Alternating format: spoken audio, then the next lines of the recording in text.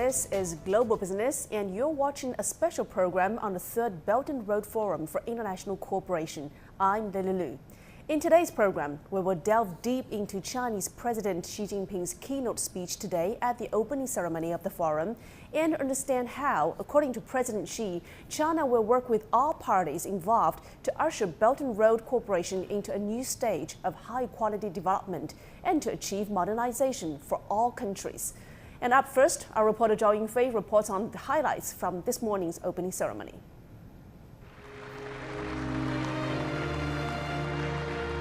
It's Beijing's moment as the Chinese capital welcomes world leaders, charting the course for the common good. Chinese President Xi Jinping shared his vision of cooperation between countries under the Belt and Road framework. We have learned that humankind is a community with a shared future. China can only do well when the world is doing well. When China does well, the world will get even better. Through Belt and Road cooperation, China is opening its door even wider to the world. An additional 80 billion yuan will be injected into the Silk Road Fund. Together, they will support BRI projects on the basis of market and business operation. The Belt and Road Initiative has not just focused on infrastructure and trade. Cooperation has expanded to new industries such as healthcare, low-carbon energy, the digital economy, and innovation. The meeting hall is flanked by the flags of participating countries. Through the Belt and Road Initiative, China's friend circle has become larger, and the initiative has brought a new path for the world to realize modernization. The modernization we are pursuing is not for China alone, but for all developing countries through our joint efforts. Global modernization should be pursued to enhance peaceful development and mutually beneficial cooperation and bring prosperity to all. The Chinese president first announced the initiative during official visits to Kazakhstan and Indonesia in 2013. A decade of endeavor has left tangible outcomes. China has signed over 230 cooperation documents with more than 150 countries and 30 international organizations. Without infrastructure, including infrastructure, there can be no development. And without development support, many developing countries will be starved of the infrastructure they desperately need. Infrastructure is the foundation of everyday life for people and economies. There is no exaggeration in saying that the BRI has injected new vitality into the ancient Silk Road. So the BRI, put forth by China, is a mega cooperation project in the 21st century. In the next 3 years, we plan to build 1,300 kilometres of railway, and we'll open the third cross-border railway along our border with China and establish new land ports. The chair's statement from this year's summit captures the consensus among participants and lays out the future direction of cooperation. A list of multilateral cooperation deliverables and a list of practical projects have also been released. The Belt and Road Initiative has brought far-reaching global impact in the past 10 years. This gathering has carried on the foundation, taking the friendship to the next level for the common development and prosperity. Zhao Yunfei, CGTN, Beijing. And now for the latest on the Third Belt and Road Forum for International Cooperation, my colleague Michael Wang joins us now at the China National Convention Center, which is the venue for the forum.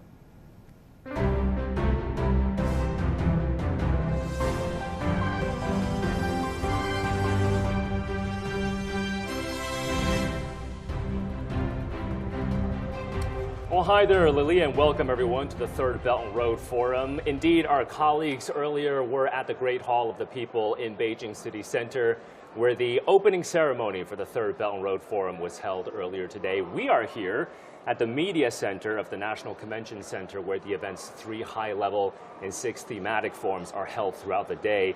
Now, the Media Center was jam-packed this morning with journalists from China and abroad, listening, of course, to the keynote speech delivered by Chinese President Xi Jinping at the opening ceremony. The Chinese president spoke about how partnerships and cooperation through the Belt and Road Initiative are building a more open, a more inclusive, and more interconnected world that strives for common development. So indeed, a lot of key messages from the opening ceremony today. Let's unpack some of that. Chinese President Xi Jinping announcing eight major steps that China will take to support the joint pursuit of high-quality Belt and Road cooperation. So to talk more about that, I'm joined in the studio by Dr. Mabel Miao, who is the Secretary General of the think tank, the Center for China and Globalization. Dr. Miao, welcome to the program. Yeah. So indeed, Dr. Miao, a lot to unpack. I want to start with the big picture because the Chinese president is saying that through Belt and Road partnerships, this initiative, the BRI, will make relentless efforts to achieve modernization for all countries. So a very grand, a very ambitious, and I guess a very noble goal as well. I want to get your take first on that initiative and that goal that Chinese President Xi Jinping proposed. Thank you for having me. I'm so glad to be here. Actually, yes, there is so busy conference, so many feedback positively from the worldwide and from this conference audiences today. China already announced that we would like to achieve China's goal to modernization domestically. But this morning, President Xi announced 8 major measures and the steps to achieve the new international cooperation on the BRI. Yeah. I think it's actually it's a big message from Chinese side that China would like to engage more with the world, push forward economic forum, economic globalization.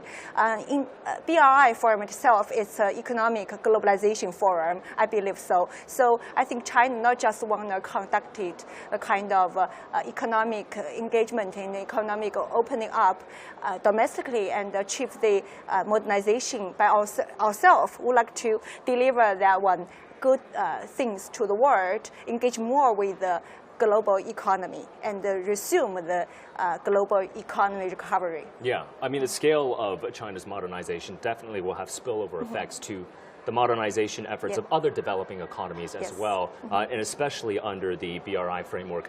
I want to walk through with you maybe some of the major proposals, the 8 major points that President Xi Jinping proposed in terms of jointly pursuing high-quality Belt and Road development. The very first thing that he mentioned was building up a multi-dimensional Belt and Road connectivity network.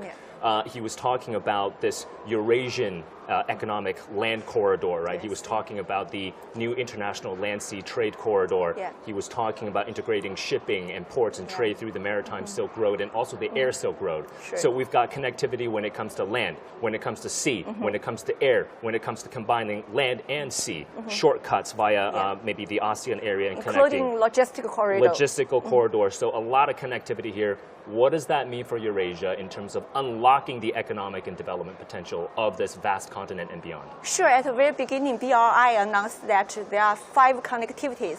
The first one is infrastructure connectivity. At the very beginning, I remember 1 decade ago. But already right now translate the blueprint into the reality. As you mentioned, like your Asia Railway already has done a lot of beneficiaries around the continent right now. And this time, President Xi mentioned the multidimensional connectivity. That means multidimensional. It means it's many Ds, right?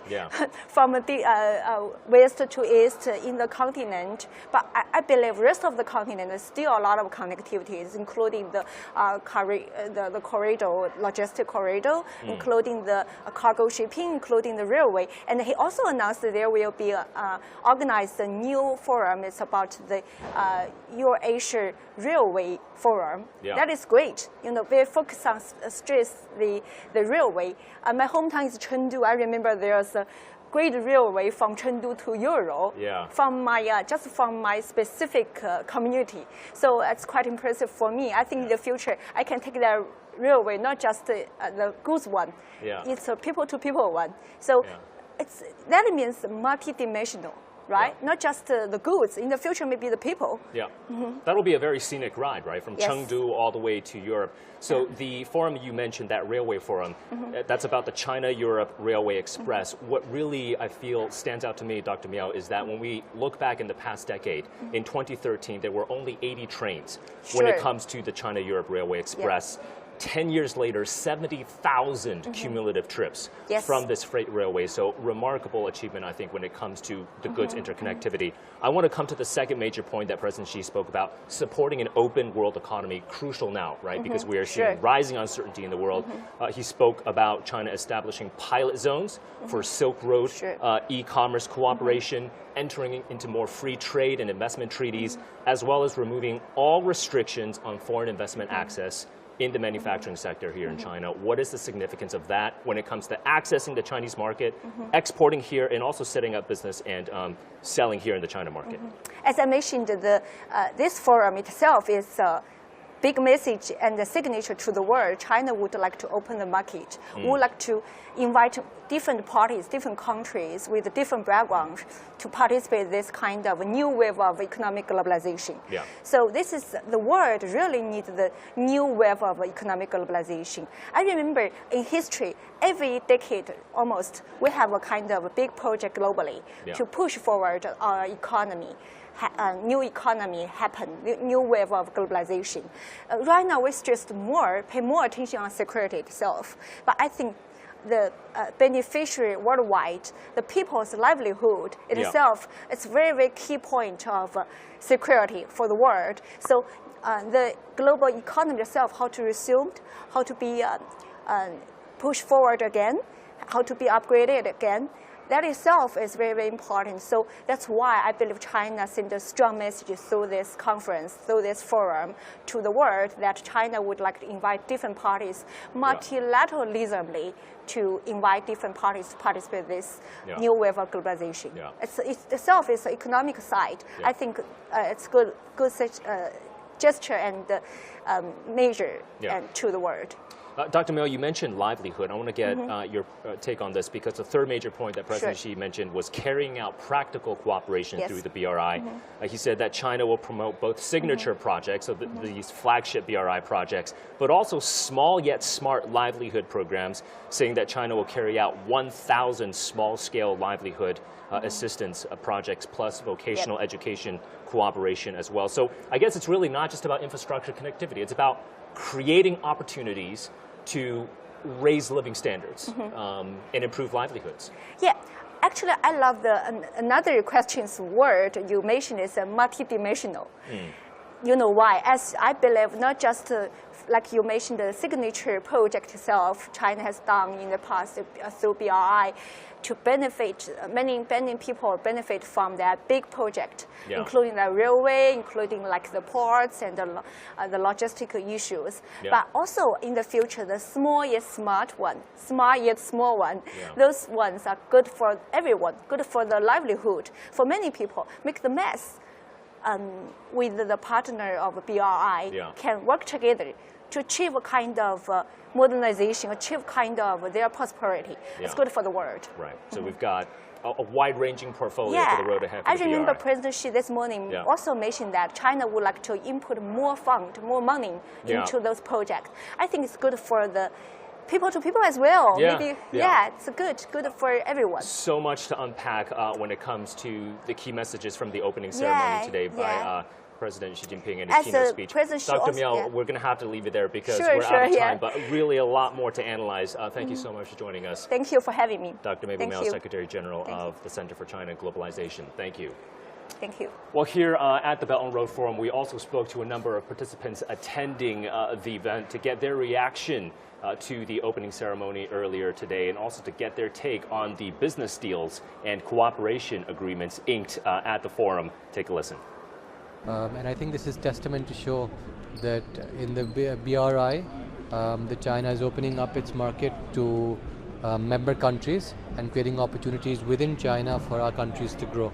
But we know that there was a big emphasis on the digital economy as well as a new direction. And I think we're perfectly situated for where the new direction is going over the next 10 years. Yesterday, I attended the Entrepreneurs Summit on the BRI. So more than $92 billion. So that is very simple. So the Chinese entrepreneurs and the world entrepreneurs vote confidence about the BRI. with the money investment. President Xi outlined several concrete measures in his keynote speech, particularly the 8 significant steps that China is taking to booster the pursuit of high-quality Belt and Road cooperation. Notably, he emphasized the establishment of the comprehensive 3-dimensional connectivity network system and introduced practical initiatives.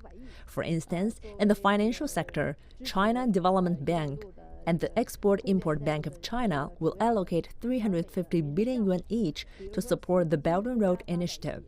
Additionally, he highlighted the allocation of 80 billion yuan to the Silk Road Fund to assist the businesses and promote the market-oriented operation of BRI project. These actions collectively reinforce the stability and the long-term process of the Belt and Road Initiative.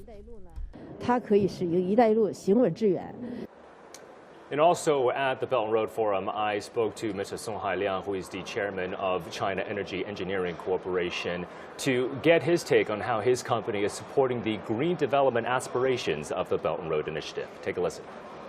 So in the decade since the Belt and Road Initiative was first proposed, what kind of opportunities has this provided for China Energy Engineering Corporation? Walk us through maybe some of the key Belt and Road projects.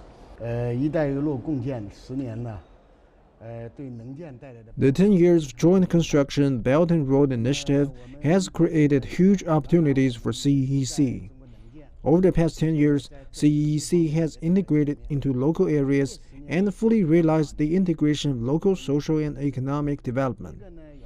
CEC has used Chinese wisdom, Chinese practices, Chinese technology, Chinese standards, and Chinese equipment to continuously present CEC solutions and technical wisdom to Belt and Road participating countries. Our overseas business is booming thanks to the various opportunities provided by BRI, which provides big platforms and big channels. From the connectivity of infrastructure to cultural exchanges, CEC's international cooperation goes deep and far, presenting the world with more integrated, comprehensive projects. So in the past 10 years, CEC has constructed more than 500 projects around the globe with a contract value of more than 500 billion yuan. The field of CEC's cooperation is very broad, covering energy, housing construction, transportation, water treatment, and digital industry. And of course, green development is a key component of the Belt and Road Initiative.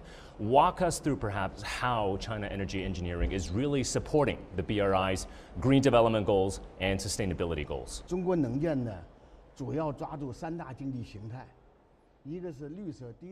CEC is facing new development opportunities around the world and is also facing major transformations, namely green transformation, digital smart transformation, and shared integration transformation. Therefore, in the past 10 years, in addition to our own development, CEC has also achieved a high degree of integration and development with industries in its partner countries, improving people's livelihoods and local economies, and providing about 100,000 people around the world with employment opportunities. Second, CEC's contribution to the transfer and upgrading green industries, green development, and sustainable development in recent years has been outstanding.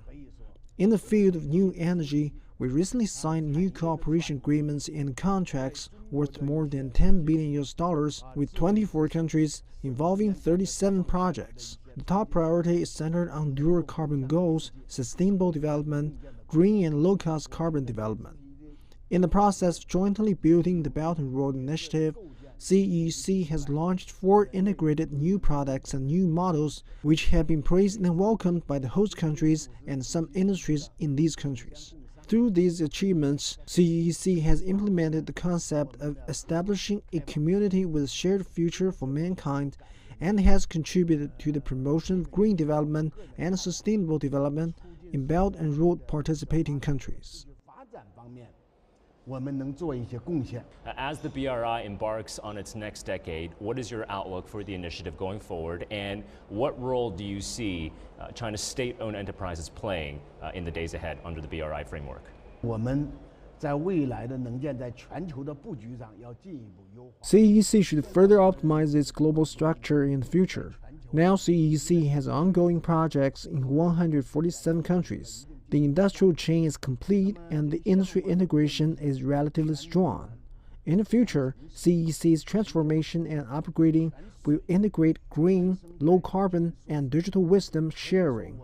Secondly, in terms of planning, CEC takes a holistic approach to construction projects with the assistance of a green and low-carbon digital platform. Thirdly, CEC focuses on aligning advantages with the needs of the Belt and Road participating countries, providing a set of Chinese solutions and transforming them into solutions through communication and win-win cooperation. CEC also attaches great importance to ESG. We adhere to the concept of green development and sustainable development and are committed to fulfilling our social responsibilities. CEC not only provides products and infrastructure for the Belt and Road participating countries, but also hopes the life of the people in those countries will be enhanced through our industrial products.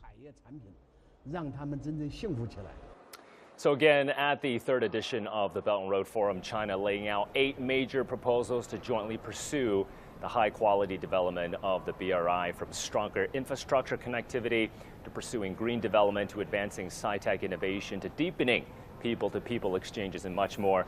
Of course, we also got $97.2 billion worth of cooperation agreements signed at the forum's CEO conference. That's $33 billion more compared to the second Belt and Road Forum. So a lot of concrete outcomes were achieved at this year's event, and the roadmap, that blueprint unveiled for how the BRI will support common development and shared prosperity as the BRI embarks on its next decade of progress. Lily? Oh, great coverage. Thank you so much, Michael. Have fun there. And also later in our program, we will have more on the key achievements of the Belt and Road Initiative over the past decade. Stay tuned.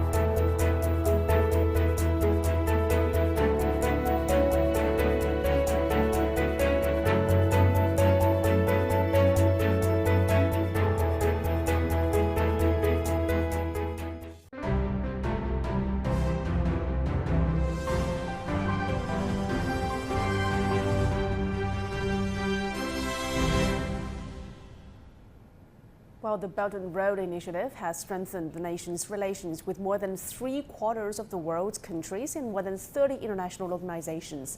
Let's take a look at the key achievements of this initiative over the past decade. Infrastructure projects have been a primary feature of BRI cooperation across the globe. Jointly constructed facilities such as the China-Laos Railway, Jakarta-Bandung High-Speed Railway, Budapest-Belgrade Railway, and Port of Paris have already been put into operation. These infrastructure projects aim to promote regional connectivity. Freight train services connecting Europe and Asia have facilitated trade between both sides, while as of this June, the Maritime Silk Road has expanded to over 40 countries, reaching over 100 harbors. Countries under the BRI have also benefited from increased cooperation across various fields. China has signed over 20 free trade agreements with over 25 countries and regions, as well as more than 100 standardization cooperation agreements with over 60 foreign national bodies and international organizations.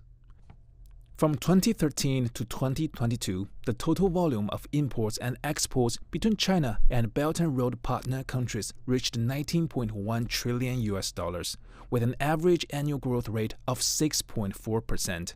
China's cumulative two-way investment with the Belt and Road partner countries have exceeded $380 billion. And my colleague Zhen Junfeng visited Uzbekistan to explore the positive effects of the Belt and Road Initiative on the country's local economic development. Let's take a closer look. Now I'm in Samarkand, Uzbekistan, one of the 5 Central Asian countries. It's well known that the Belt and Road Initiative was proposed in Central Asia 10 years ago. Central Asia used to be a very important corridor in history as part of the ancient Silk Road, linking China and Middle East and Europe. Now Central Asia remains very important in the Belt and Road Initiative. A World Bank study estimates that transport infrastructure projects under the BRI would reduce trade costs for the world by 1.8% and reduce trade costs among the China, Central Asia, West Asia economic corridor by 10%. This has greatly facilitated global trade and boosted economic growth. China has become the biggest trade partner for Central Asia countries. In 2022, bilateral trade reached $70 billion, a new record. China is also promoting cooperation in culture, education, technology, medical, tourism and environment. Here in Uzbekistan, I can see lots of solar panels installed on the hills. I was told they're invested by Chinese companies. That's helping Uzbekistan transforming its energy structure. A Chinese EV maker, BYD, is also building its factory here. So it's only the beginning. There's still so much to look forward to in terms of the BRI boosting prosperity in Central Asian countries.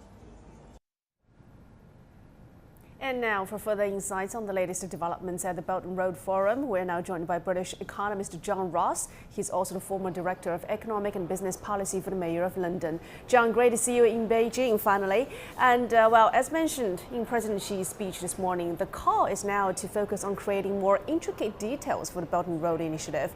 What are the upcoming expectations for this initiative?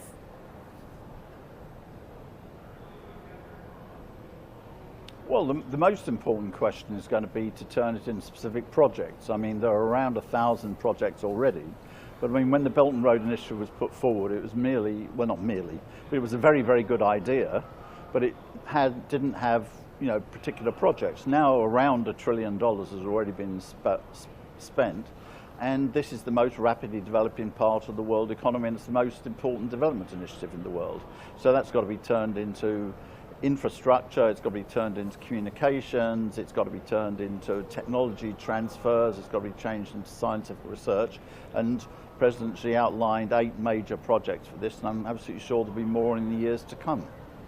All right, John, could you elaborate a bit more on the role this BRI has played in China's journey towards modernization and also its global connectivity?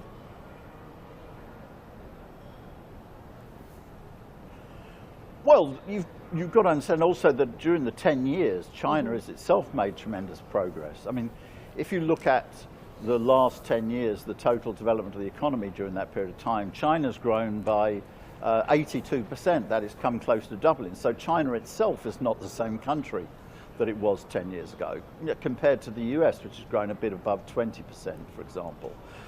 We could say that 10 years ago, China was, let's say, a middle developing country, a bit higher than the average. Now China is almost probably the most developing country, and in a very short period of time, a couple of years, it's going to be a high income economy. That means that it's no longer the case that China is copying technology or following technology, it's leading technology. For example, in solar power, it produces about 80% of the world's panels. In offshore wind, it's about 70% of the world. It's got the world's most advanced 5G company in Huawei. It's going to be the world's largest exporter of cars this year because of its successes in electrical vehicles. So China is now becoming a high technology economy, not in all sectors, I don't want to exaggerate, but it's no longer purely just a developing economy. And the Belt and Road Initiative is key in that because China is linking into the markets in which it's a absolutely leading player. So the BRI is very integrally connected to the way in which China's going up market in terms of value added and technology and science. All right, John, you were talking about China's leading advantage in science and technology development.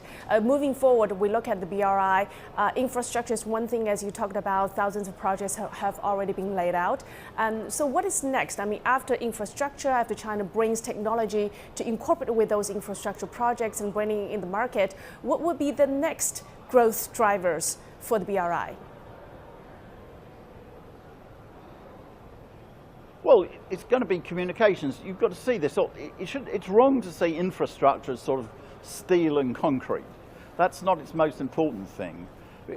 economics is known for as long as the subjects existed that it's division of labour or socialisation of labour, to use the same word for exactly the same thing. So it's a different word for exactly the same thing, which is the most powerful thing. But in order to have this division of labour, socialisation of labour, for countries and companies to specialise in those things which they're best at and let others produce what they're better at, you've got to be able to communicate, you've got to be able to trade practically, etc. So it's not about physical things, it's also about this interaction of ideas, and particularly, of course, science and research and development. And China developed greatly through adapting and then improving technology from other countries. But now there's a new situation whereby China is actually the leading country in the world in a whole series of technology things. It was very well put by the head of Huawei when he said, I don't know why people, the US says, I'm stealing their technology because I produce things that they can't produce.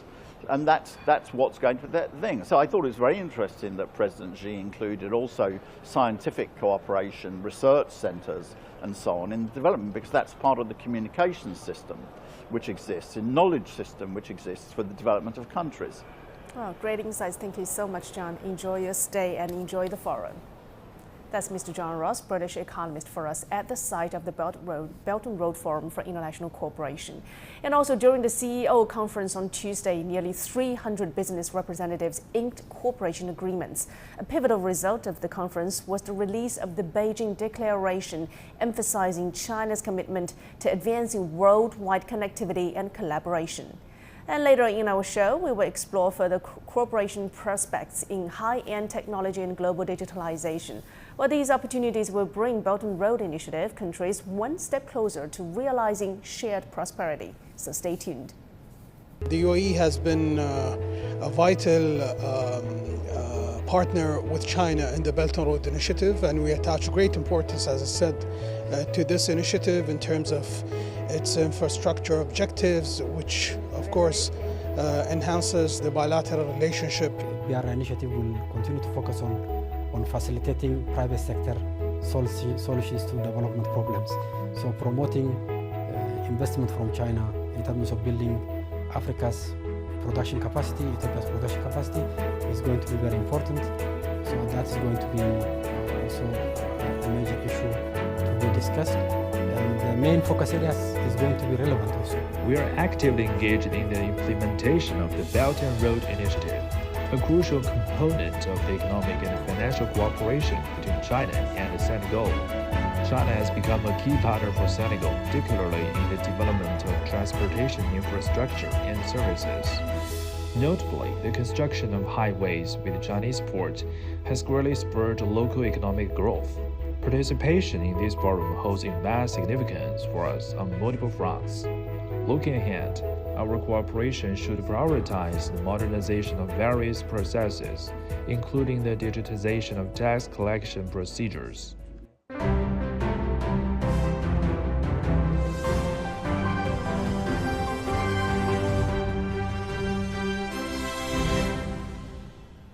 And strong economic data on the Chinese economy came out today for the first 3 quarters of the year, reigniting optimism that the world's second-largest economy will continue to spearhead global economic recovery. Growth rates accelerated across almost all sectors. China's GDP expanded by 5.2% from January to September, slightly surpassing the country's annual target of 5%. This follows a 6.3% growth in the April-June quarter and 4.5% in the January to March quarter. Industrial output growth surged to 4% in comparison to the first half of the year, and the consumer market is getting active. Retail sales of consumer goods witnessed a 6.8% uptick from the previous year. In the meantime, China's unemployment rates eased to 5% in September, marking the second consecutive monthly decline. And additionally, investment in China's high-tech industries sustained its rapid growth at 11.4% during the first 9 months, as opposed to a mere 3.1% rise in overall fixed asset investment. Well, these robust quarterly economic data align with the government's implementation of positive policies, including interest rate reductions, initiatives aimed at bolstering the private economy. And moreover, the Belt and Road Initiative has achieved significant milestones in the realm of digital cooperation. The modern digital Silk Road has already marked the beginning of a new era for the future. And now for more insights, let's cross over to our correspondent Ryan Melzer in Kuala Lumpur, Malaysia. Hi there, Ryan. So we're well aware of the numerous BRI projects in Southeast Asia encompassing physical infrastructure like railways, ports and industrial parks. Could you shed more light on the progress of the digital Silk Road and the digital economic aspects of this initiative?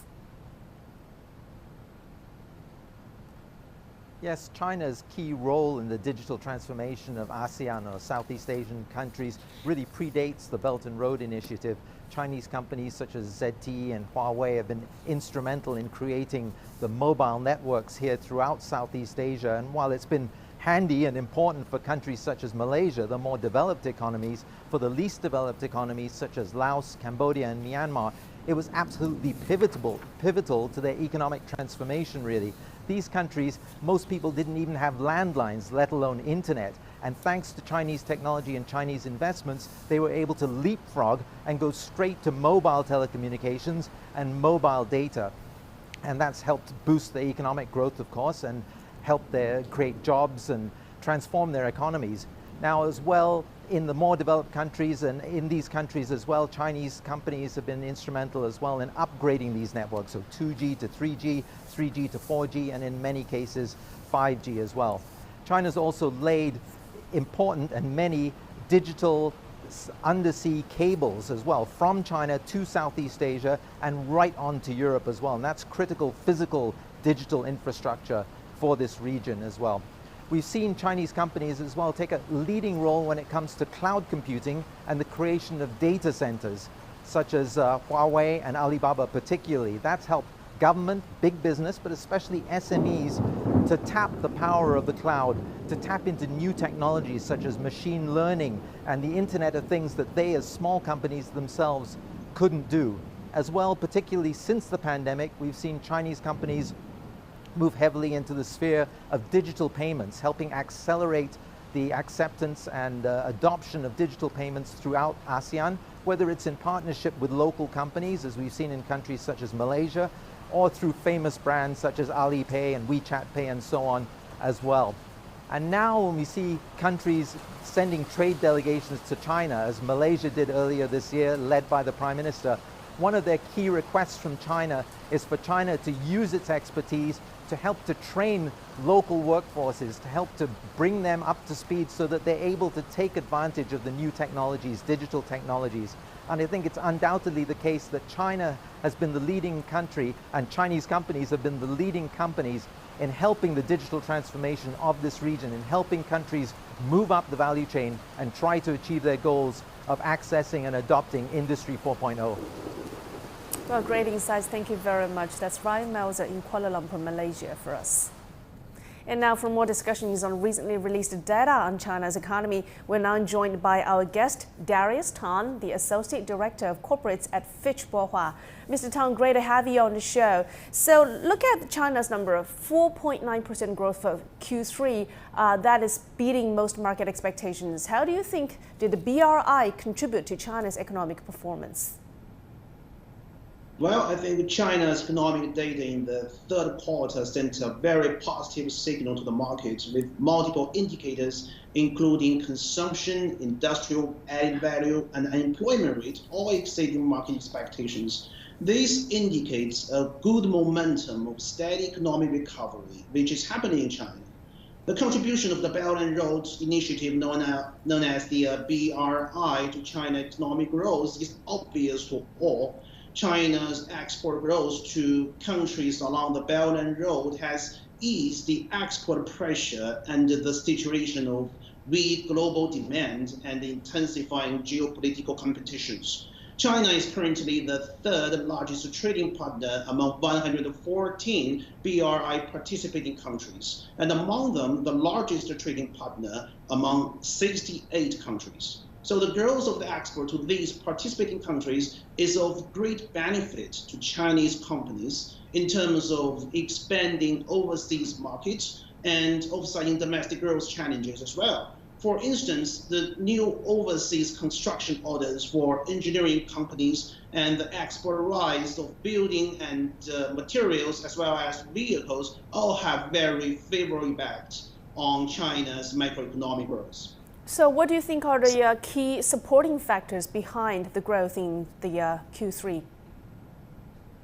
Just as we mentioned, the economic data for the third quarter and the continuous stimulation of macroeconomic policies beat market expectations, enhancing the confidence for market participants. Both consumption and investment data showed support for the rise of the economy. From January to September, the total retail sales of consumer goods increased by 6.8%, with catering revenue still presenting the most impressive performance indicator. The higher growth rate on commodity retail also recorded in gold, silver, jewelry items, as well as clothing, shoes, whose growth rate all exceed 10 percentage points. Also, the retail sales of service increased by 18.9% in the first 3 quarters, reflecting a strong recovery momentum in the service industry. In general, the contribution of consumption to economic growth in the first 9 months of this year was over 80%. So in the first 3 quarters, fixed assets investment, on the other hand, grew by 3.1%, mainly contributed by infrastructure and manufacturing investment. Real estate investment, however, still fell by more than 9% year-on-year, becoming the drag on the growth of the economy. But this does not affect the path of sustained recovery and high-quality development reflected in China's economic development. Oh, great insights. Thank you so much. And we have to leave it there because that's all the time we have for today. Mr. Darius Tan from Fitch Bohua for us. And with that, we are concluding our special coverage of the opening ceremony of the Third Belt and Road Forum for International Cooperation, where world leaders have expressed their vision for a shared future characterized by openness, inclusivity, global connectivity, and all aimed at achieving shared development goals. And under this overarching aspiration, 3 high-level forums are currently underway, focusing on in-depth discussions related to connectivity, green development, and the digital economy. In addition, 6 thematic forums are running concurrently. So we will continue to provide you with more updates from the forum throughout the day. Stay tuned for more to hear on CGTN. I'm Lily Lu. Bye for now.